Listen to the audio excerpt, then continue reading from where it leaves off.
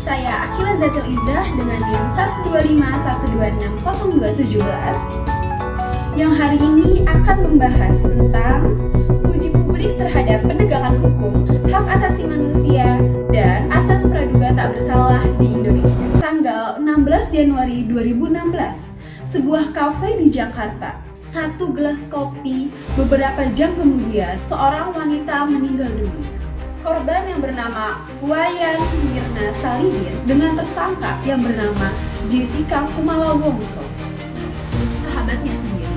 Setelah 10 bulan proses hukum, pada tanggal 27 Oktober 2016, Pengadilan Negeri Jakarta Pusat memvonis Jessica 20 tahun penjara karena terbukti melakukan pembunuhan berencana dengan sianida. Kasus ini sempat redup hingga 7 tahun kemudian dunia kembali membicarakannya. Kasus ini jadi ujian pertama bagi penegakan hukum di era media sosial ini. Menurut pasal 183 KUHP, hakim hanya boleh memvonis jika ada minimal 2 alat bukti yang sah. Tapi publik bertanya, jika tidak ada video yang merekam langsung dan tidak ada jejak sianida di tangan tersangka, apakah 2 alat bukti itu cukup? Persidangan yang disiarkan langsung membuat ruang sidang bukan hanya milik hakim dan jaksa, tapi juga milik jutaan netizen yang berkomentar.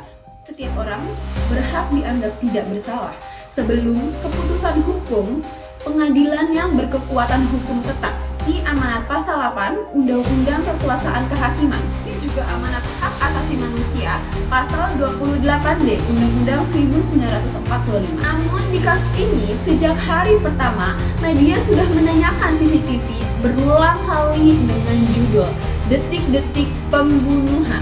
Publik sudah menjatuhkan vonis di kolom komentar jauh sebelum hakim mengetok palu. Disinilah benturannya antara hak publik untuk tahu dan hak seseorang untuk tidak dihakimi sebelum terbukti.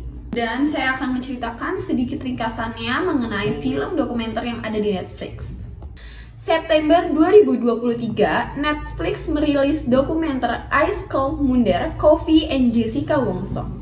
Film ini tidak hanya menyatakan Jessica bersalah atau tidak bersalah, tetapi film ini mengajukan satu pertanyaan besar. Bagaimana jika kita salah? Dokumenter ini menyoroti 3 hal. Pertama, mempertanyakan kembali metode otopsi dan bukti sianida.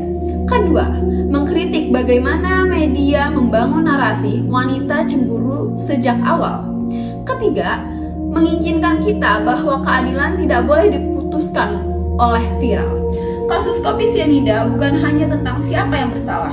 Ini adalah cermin bagi kita semua. Cermin bagi penegak hukum untuk memutuskan berdasarkan bukti dan undang-undang yang ada di Indonesia. Cermin bagi media untuk memberitakan tanpa menghakimi. Dan cermin bagi kita untuk mengingatkan bahwa praduga tak bersalah untuk melindungi penjahat, tapi melindungi kita semua dari kesalahan.